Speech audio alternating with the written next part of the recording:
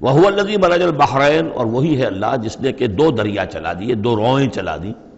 هَذَا عَذْبٌ فرات، یہ ہے بہت ہی عمدہ خوش ذائقہ اور خوشگوار اور میٹھا پانی.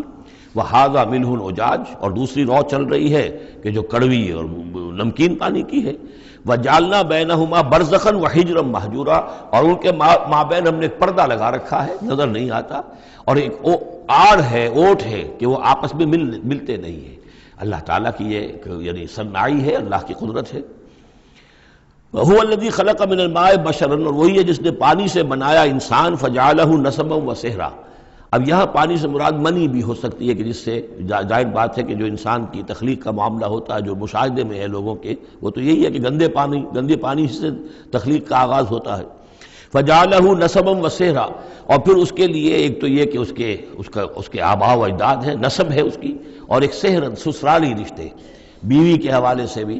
اب ظاہر بات ہے کہ جو ساس اور سسر ہے وہ بھی ایک طرح کے والد اور والدہ ہی ہے، یہ بھی گویا کہ اللہ تعالیٰ نے ان کو وہی رتبہ عطا کیا ہے. اور اس طریقے سے رشتے جڑتے چلے جاتے ہیں، ورنہ تو یہ ہوتا کہ ایک ہی خاندان کے رشتے جو ہیں وہ چلے جا رہے ہیں اور آئسولیٹڈ ہو رہے تھے خاندان. لیکن یہ کہ جب یہ رشتے ہوتے ہیں شادی بیاہ سے تو وہ خاندانوں کے مابین ناطے بن جاتے ہیں، رشتے ہیں اور ناطے ہیں، اور اس طریقے سے تانا بانا جو ہے اس میں نوع انسانی کو اللہ تعالیٰ نے بن رکھا ہے. فَجَعَلَهُ نَسَبًا وَسِحْرًا وَكَانَ رَبُّكَ قَدِيرًا، اور آپ کا رب جو ہے وہ سب قدرت رکھنے والا ہے. وَيَعْبُدُونَ مِن دُونِ اللَّهِ مَا لَا يَنفَعُهُمْ وَلَا يَضُرُّهُمْ، اور وہ بندگی کرتے ہیں اور پرستش کرتے ہیں اللہ کے سوا ان کی جو نہ انہیں کوئی نفع پہنچا سکتے ہیں اور نہ نقصان. وَكَانَ الْكَافِرُ عَلَىٰ رَبِّهِ ظَهِيرًا، اور یہ کافر لوگ جو ہیں یہ اپنے رب کی طرف پیٹھ کیے ہوئے ہیں، انہوں نے ادھر تو پیٹھ کی ہوئی ہے، ادھر توجہ کرنی ہی نہیں. وَمَا أَرْسَلْنَاكَ إِلَّا مُبَشِّرًا وَنَذِيرًا، اور نہیں بھیجا ہم نے آپ کو مگر مبشر اور نذیر بنا کر. جو بھی حق کا راستہ اختیار کریں ان کو بشارت دیجئے. راح و ریحان و جنت النعیم، اللہ کی مغفرت اور رحمت کی بشارت، اور جو لوگ اس کو رد کر دیں، انکار کر دیں، ان کو خبردار کر دیجئے کہ پھر جہنم تمہارے لیے تیار ہے. قُلْ مَا أَسْأَلُكُمْ عَلَيْهِ مِنْ أَجْرٍ إِلَّا مَنْ شَاءَ أَنْ يَتَّخِذَ إِلَىٰ رَبِّهِ سَبِيلًا، ان سے کہہ دیجئے کہ میں نے تم سے آج تک کوئی اجرت نہیں مانگی. میں نے کبھی تم سے، میں جو تمہیں یا قرآن سناتا ہوں، یہ جو شاعر لوگ آتے ہیں قصیدے پڑھتے ہیں تو کچھ انعام چاہتے ہیں. یہ سامر جو آتے ہیں جو کہانیاں سناتے ہیں راتوں کو، سامرن بہی تہجرون جو ہے، تو اس کا معاملہ کیا، وہ بھی تم سے انعام. میں نے کبھی تم سے کوئی مانگا ہے؟ میں خلوص و اخلاص کے ساتھ تمہاری خیر خواہی میں یہ کام کر رہا ہوں. قل ما اسألکم علیہ من اجر الا من شاء ان یتخذ الی ربہ سبیلا، سوائے اس کے کہ میں یہ چاہتا ہوں کہ جو بھی تم میں سے چاہے، جسے بھی توفیق ہو جائے، وہ اپنے رب کی طرف راستہ اختیار کر لے، رب کے راستے پر آ جائے. گویا کہ میرا تو اگر کوئی اجر بھی ہے تو یہی ہے، مجھے اگر کوئی شے تمہاری طرف سے مطلوب ہے تو بس یہی مطلوب ہے کہ تم سیدھے راستے پر آ جاؤ، مجھے اور کچھ اپنی ذاتی کوئی منفعت، میری کوئی ذاتی غرض نہیں. وَتَوَكَّلْ عَلَى الْحَيِّ الَّذِي لَا يَمُوتُ، اور اے نبی آپ توکل کیے رکھیے اسی ہستی پر کہ جو الحی ہے، الحی القیوم، جو کہ زندہ ہے اور زندہ جاوید ہے. الذی لا یموت، جسے کبھی مرنا نہیں ہے، جس پر کبھی موت وارد نہیں ہوگی. وَسَبِّحْ بِحَمْدِهِ، اور اس کی حمد کے ساتھ آپ تسبیح کیجئے. وَكَفَىٰ بِهِ بِذُنُوبِ عِبَادِهِ خَبِيرًا، اور اپنے بندوں کے گناہوں سے وہ کافی ہے باخبر ہونے کے اعتبار سے. یعنی آپ یہ نہ سمجھیے کہ یہ جو کچھ کر رہے ہیں یہ کہیں ایسا نہ ہو کہ ان کے معاملات جو ہیں کہ ریکارڈ نہ ہو رہے ہوں، انہیں بھرپور سزا نہ ملے. ان کا ایک ایک کرتوت ہمارے پاس ریکارڈ ہو رہے ہیں، اور ان کے تمام چیزیں جو ہیں ان کا ان کو بھرپور جواب دینا پڑے گا اور بھرپور بدلہ انہیں ملے گا. الذی خلق السماوات والارض وما بینہما فی ستۃ ایام، وہی کہ جس نے پیدا کیا آسمانوں اور زمین کو اور جو کچھ کہ ان کے مابین ہے 6 دنوں میں. ثم استوى علی العرش، پھر وہ متمکن ہو گیا عرش پر، تخت پر. الرحمن، وہ رحمان ہے. فاسأل بہ خبیرا، تو ذرا پوچھو، کوئی ہے کہ جو اس کی خبر رکھتا ہو، جو اس کے بارے میں معلومات رکھتا ہو، ان سب سے پوچھو اس رحمان کی صفات کیا ہیں، اس رحمان کی شان کیا ہے. جاؤ تم تلاش کرو. یہ جو کبھی ہم پڑھا کرتے تھے ہائی اسکول میں ہمارے زمانے میں کہ مجھ کو ہے تیری جستجو، مجھ کو تیری تلاش ہے، خالق میرے کہاں ہے تو، مجھ کو تیری تلاش ہے. تو ایک ارج ہے انسان کے اندر، وہ محسوس کرتا ہے کہ کوئی ہے، کوئی تو ہے جس نے مجھے پیدا کیا ہے. اب میں کیسے تلاش کروں، کہاں ملوں، کہاں ملے گا، کیسے اسے بات ہو سکتی. فاسأل بہ خبیرا، تو جاؤ ایسے لوگوں کو تلاش کرو کہ جو اس کے ساتھ کچھ آشنائی رکھتے ہوں، جو جس کے جاننے والے ہوں، جس کی کوئی دوستی ہو، اور ان کی صحبت اختیار کرو. کونوا مع الصادقین، تو یقیناً تمہیں جو ہے اللہ تعالیٰ کی معرفت حاصل ہوگی. وَإِذَا قِيلَ لَهُمُ اسْجُدُوا لِلرَّحْمَٰنِ، اور جب ان سے کہا جاتا ہے کہ سجدہ کرو رحمان کو، قالوا امر رحمان، کیونکہ یہ رحمان کے لفظ سے بدکتے تھے، یہ صرف اللہ کا لفظ استعمال کرنا چاہتے تھے۔ رحمان جو ہیں یہ جو مشرکین مکہ تھے یہ کہتے تھے یہ نام تم کہاں سے لے آئے ہو، یہ ہمارے لیے قابل قبول نہیں ہے۔ قالوا امر رحمان، ان کا یہ رحمان کون ہے؟ انسجد لما تأمرنا، کیا ہم سجدہ اسے کریں جس کا تم ہمیں حکم دے رہے ہو؟ اس میں ہے وہ شقاق جو ہوتی ہے زدم زدہ، ٹھیک ہے تمہارے کہہ رہے تو ہم یہ نہیں کریں گے، مطلب یہ کہ چاہے تو تم بات کہہ رہے ہو حق ہے، لیکن یہ کہ چونکہ تم کہہ رہے ہو اس لیے ہم نہیں کریں گے، اس کا تو مطلب یہ ہوگا کہ ہم نے تمہاری بات مان لی اور تم جیت گئے۔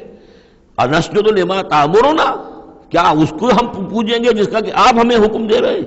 وزادہم نفورا، اور اس سے ان کے اندر نفرت اور بدکنا ہی بڑھ رہا ہے، فرار اور بھاگنا اور دوڑنا۔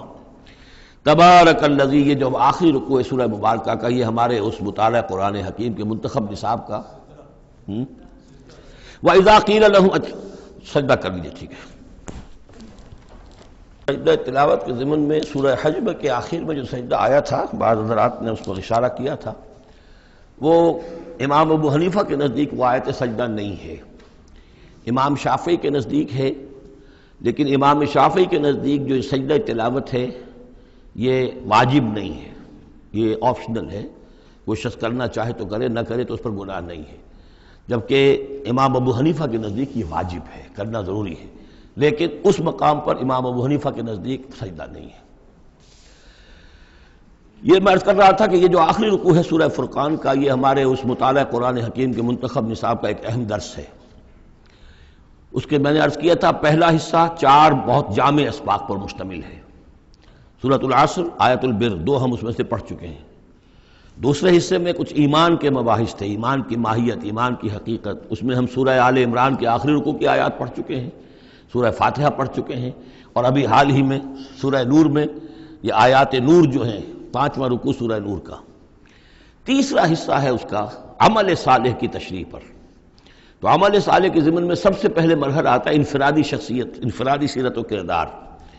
اس کا سب سے پہلا سبق وہ تھا جو ہم پڑھ چکے ہیں سورہ مومنون کے شروع میں، وہ 11 آیات۔ تعمیر سیرت کی اساسات کیا ہیں، کن چیزوں پر، کن بنیادوں پر جو اللہ چاہتا ہے کہ ایک بندہ مومن کی سیرت جو ہے وہ تعمیر ہو، وہ کن اساسات پر ہوگی۔ تو قد افلح المؤمنون الذین هم فی صلاتهم خاشعون والذین هم عن اللغو معرضون والذین هم للزکاة فاعلون والذین هم لفروجهم حافظون الا علی ازواجهم او ما ملکت ایمانهم فانهم غیر ملومین فمن ابتغى وراء ذلك فاولئک هم العادون والذین هم لاماناتهم وعهدهم راعون والذین هم علی صلواتهم یحافظون اولئک هم الوارثون الذین یرثون الفردوس هم فیها خالدون۔ تو یہ تو گویا کہ اساسات ہیں۔ اب یہ کہ وہ پوری تعمیر شدہ شخصیت، میچور بندہ مومن، پوری تعمیر شدہ شخصیت، اس کے خد و خال کیا ہوں گے، وہ ہیں کہ جو اس رکوع میں آ رہے ہیں۔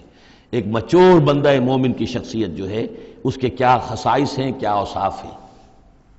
لیکن اس سے پہلے 2 آیات کے اندر ایمان کے ضمن میں جو قرآن مجید کا جو فطری طرز استدلال ہے اس کا خلاصہ آ گیا ہے۔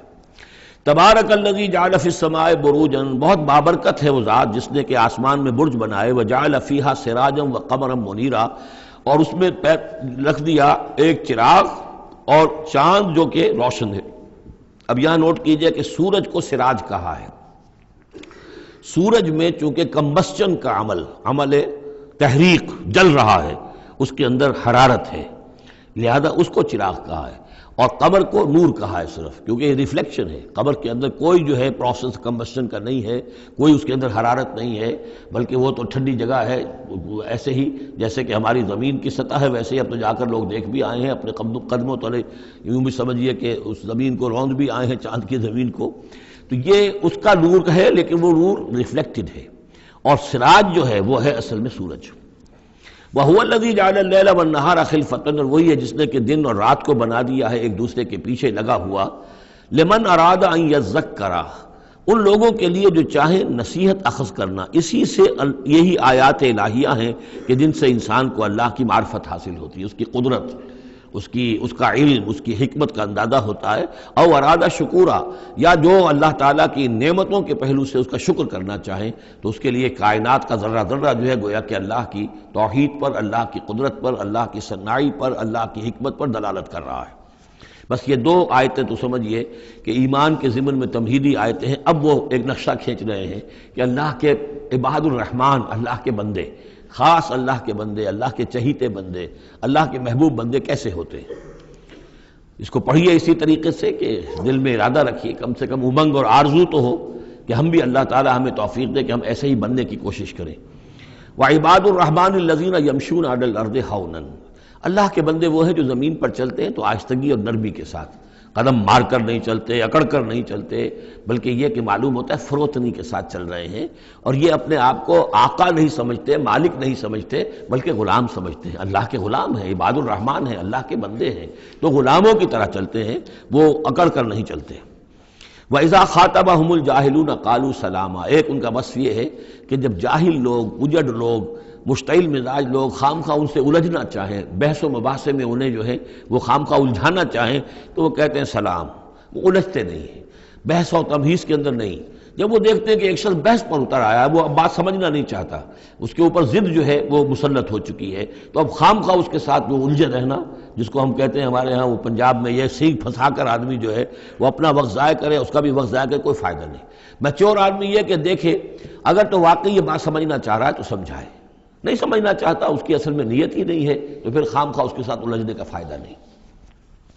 والذین یبیتون لربہم سجدا وقیاما، اور وہ لوگ کہ جو راتیں بسر کرتے ہیں اپنے رب کے لیے سجدے اور قیام میں۔ یہاں وہ بات بہت واضح ہو گئی، جہاں تک 5 فرض نمازیں ہیں وہ تو فرض ہیں، وہ تو تعمیر سیرت کی بنیادیں ہیں، ان کی تو مداومت کرنی ہے۔ والذین یحافظون والذین هم علی صلواتہم یحافظون، لیکن یہ لوگ جو ہیں جن کے دل آشنا ہو گئے ہوں اللہ سے، اگر یہ اللہ کے ساتھ دوستی ہو چکی ہو تو پھر یہ کہ رات کا وقت ہوتا ہے کہ جس میں وہ پھر بندہ اٹھتا ہے، کوئی دیکھ نہیں رہا ہے، لوگ سوئے ہوئے ہیں، کوئی ڈسٹربنس نہیں ہے۔ خیر ہماری تو آج کل شہری زندگی میں راتوں میں بھی ڈسٹربنس رہتی ہے، لیکن یہ کہ عام طور پر بہرحال دن کے مقابلے میں تو ایک سکون کی کیفیت ہوتی ہے۔ اس وقت اپنے رب سے راز و نیاز کی باتیں، کبھی اس کے سامنے کھڑے ہیں، کبھی سر بسجود ہیں۔ والذین یبیتون لربہم سجدا وقیاما والذین یقولون، اور وہ کہتے رہتے ہیں سب کے باوجود، ربنا اصرف عنا عذاب جہنم، اے رب ہمارے عذاب جہنم کو ہم سے پھیر دے، دور کر دے۔ یہ سورہ نور میں بھی ہم نے پڑھا تھا کہ وہ ساری شخصیت جو ہے بیان کرنے کے بعد وہ اس کے بعد بھی لرزاں و ترساں رہتے ہیں۔